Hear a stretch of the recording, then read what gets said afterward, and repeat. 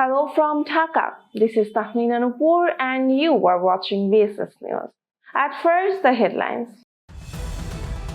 Chief Advisor to leave for Rome tomorrow to join WFF event. Advisor needs no safe exit, says Asif Nazrul. Presiding officers to be in charge of polling centers, says Chief Election Commissioner. Eminent photographer Shahidul returns home. Israel declares a ceasefire and Gazans begin returning home.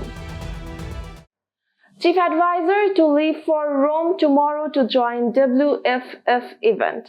Chief Advisor Professor Dr. Muhammad Yunus will leave Dhaka for Rome tomorrow to attend the World Food Forum. A flight of Biman Bangladesh Airlines carrying the Chief Advisor and his team will depart Shahidul International Airport around 11:30 am, confirmed Chief Advisor's Press Secretary Shafiqul Alam. During the visit, Professor Dr. Muhammad Yunus will deliver a speech at the main session of the World Food Forum and hold meetings with the Italian Prime Minister Giorgia Meloni and heads of international organizations. Discussions will cover food security, poverty alleviation, and sustainable development. The World Food Forum, organized by the Food and Agriculture Organization of the United Nations, is taking place at the FAO Headquarters in Rome from 10th to 17th October. Advisor needs no safe exit, says Asif Nazrul. Law, Justice and Parliamentary Affairs Advisor Dr. Asif Nazrul said today that the advisor of the interim government do not require any safe exit, rejecting ongoing public discussions on the issue. He said the advisors are confident about their role and that it is the people of Bangladesh who need a safe exit from the destructive state structure left behind by the previous fascist regime. Dr. Asif Nazrul told a national consultation on the draft National Human Rights Commission Ordinance 2025 at City Hotel. He described the past 15 years as a period marked by misrule, enforced disappearances, extrajudicial killings, and large-scale corruption, saying the nation must recover from that system. The law advisor called for judicial independence, saying that appointments of judges have long been influenced by political powers. Some former Chief Justices had contributed to human rights violations and the weakening of democracy, he added. Dr. Asif Nazrul said that institutional reform has begun but remains incomplete and the responsibility now lies with the next elected government. Strong institutions, he said, such as the High Court, Parliamentary Committee and Human Rights Commissions are vital to protect citizens from rights violations.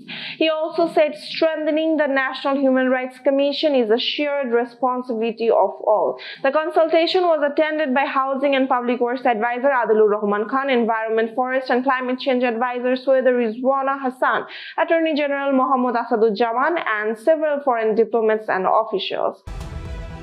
Presiding officers to be in charge of polling stations, says Chief Election Commissioner.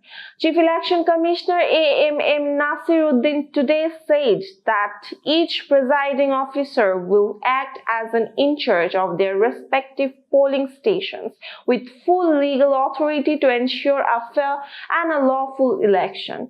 The presiding officers, he said, can suspend polling or take any lawful measures if required, but must perform their duties with courage, integrity and impartiality. The Chief Election Commissioner told a workshop on the election process for polling officials at the RPADC auditorium in Chattogram this morning.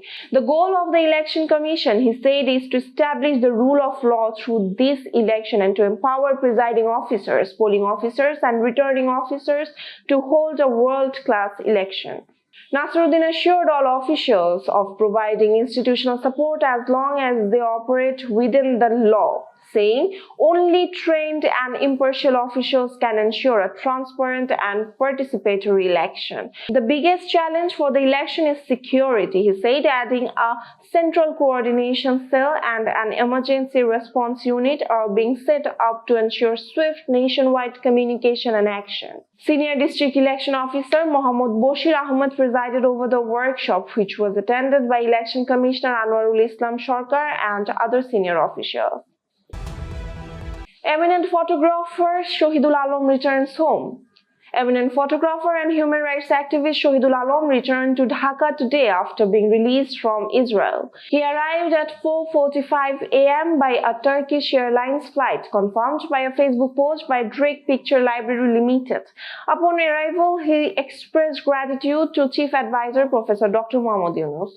Shahidul was received at the VIP gate of Shahidul International Airport by his wife and human rights activist Rahinu Mohammed, National Museum Director General Tanzim Ibn Wahab, and photographer Muni Wasif, among others. Speaking after his return, Shahidul said the love of the people of Bangladesh made his return possible. He urged them to remember that the people of Gaza are still not free, saying the struggle of Palestine must continue. He thanked the governments of Bangladesh and Turkey for their support and expressed appreciations to Bangladeshis worldwide for their prayers.